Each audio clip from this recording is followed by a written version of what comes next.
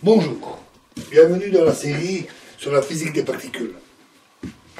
Alors il est possible de relier la constante Z à une représentation spectrale de deux champs d'interaction qui a été mise au point par Lehmann et Kellen.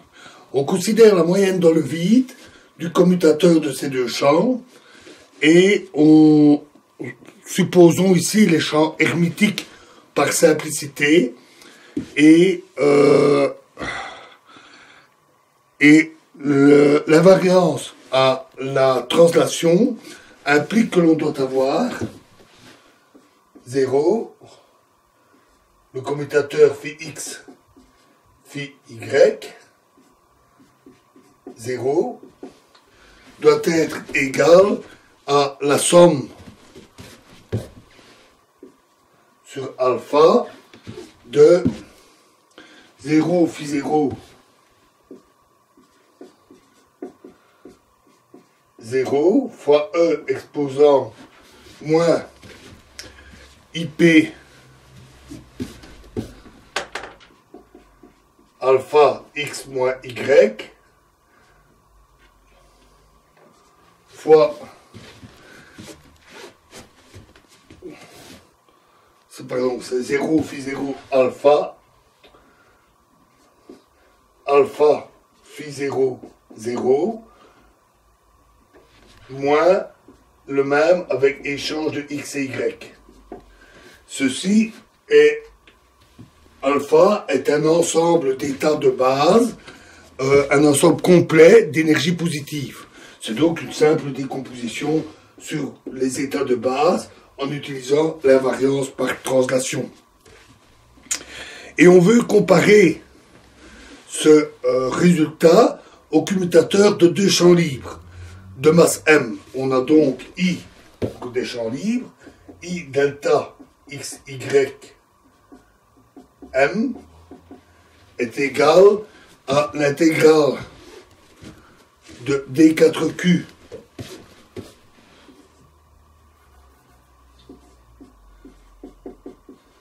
sur 2pi cube fois epsilon q0 fois delta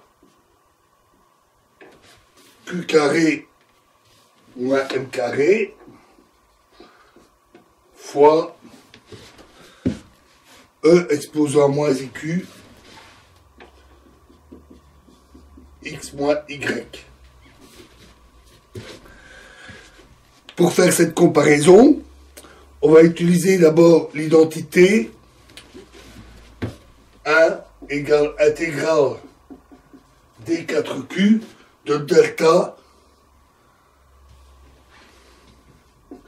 q moins p alpha. On obtient alors 0, le commutateur phi x, phi y, 0 est égal à l'intégrale de d4q sur 2pi cube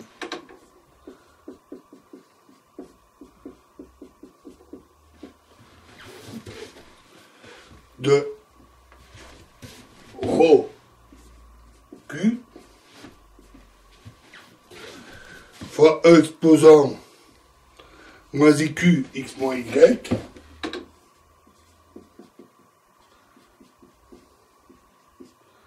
moins E exposant IQ moins x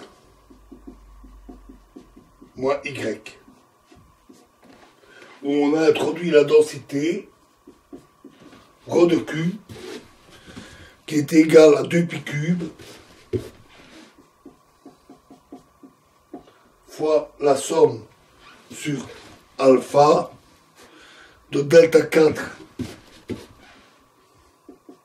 q moins p alpha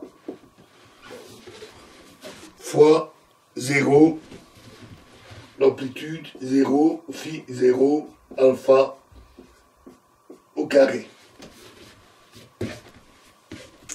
Cette quantité est évidemment positive et elle tend vers 0 quand Q est en dehors du cône du futur.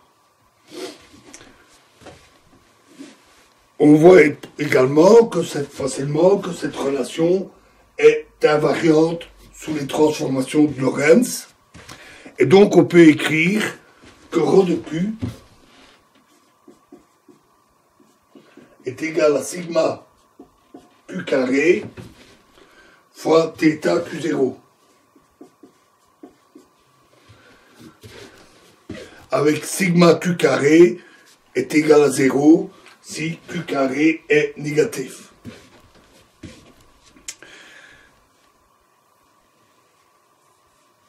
Sigma est ici une mesure positive avec éventuellement des singularités delta pour certaines valeurs. Et donc on obtient finalement que 0 phi de x, phi de y, commutateur 0, est égal à l'intégrale de égal à i fois l'intégrale de 0 à l'infini de dm' carré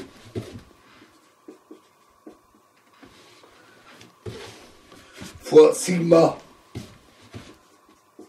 m' carré fois delta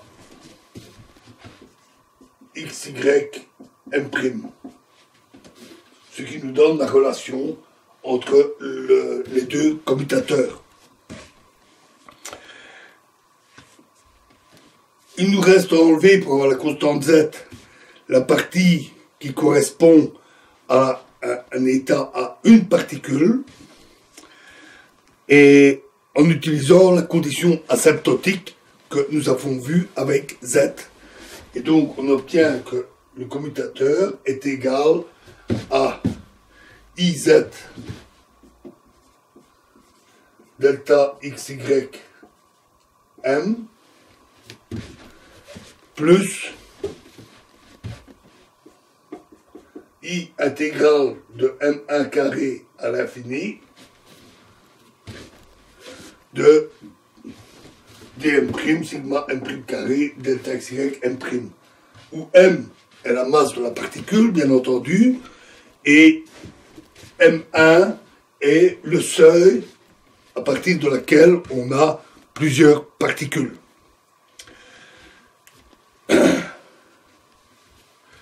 Si le Lagrangien n'a pas de dérivée par rapport au temps, phi dot est le champ conjugué de phi.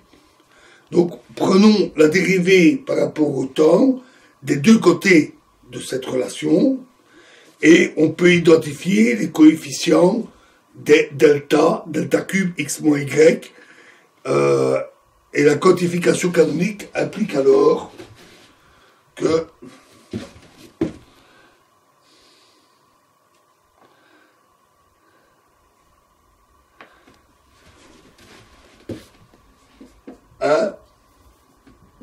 est égal à z plus l'intégrale de m1 carré à l'infini de dm' carré sigma m' carré. Et donc, cela conduit bien à ce que nous avions imaginé, à savoir que z est compris entre 0 et 1. Notons que z est différent de 1 s'il existe des états, des éléments de matrice qui sont non nuls, différents de 0 phi x0 ou 1 phi x0, donc des états sans création de particules ou à création d'une seule particule. Si des états à plus qu'une particule dans des éléments de matrice non nuls, à ce moment-là, on est au-delà du seuil M1 et l'élément ici est positif. Et donc Z est alors inférieur à 1. Si Z est égal à 1, il n'y a pas de création multiparticule, et en fait, phi égale phi in. Il n'y a pas d'interaction. Le champ en interaction est le même que le champ libre entrant. Alors, de manière analogue, on peut faire le même raisonnement pour l'état final. Pour x0 tendant vers plus vers l'infini, on va avoir phi de x tend vers z exposant 1/2 fois phi out de x, le champ sortant. Phi out est un champ libre, tout comme les champs entrants. Et c'est des champs libres pour la même masse, le même champ scalaire, et la même valeur de z. C'est la relation avec le champ libre. L'unicité du vide implique que le vide 0 in est égal au vide 0 out, qu'on note simplement 0, tout simplement. Et donc,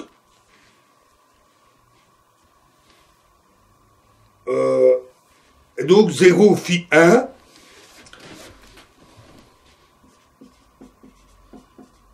doit avoir une dépendance avec x qui est identique à celle de phi in et phi out. Et donc, on doit avoir nécessairement 0 phi 1 est égal à z exposant 1/2 de 0 phi in 1 égale à z exposant 1/2 0 phi out 1.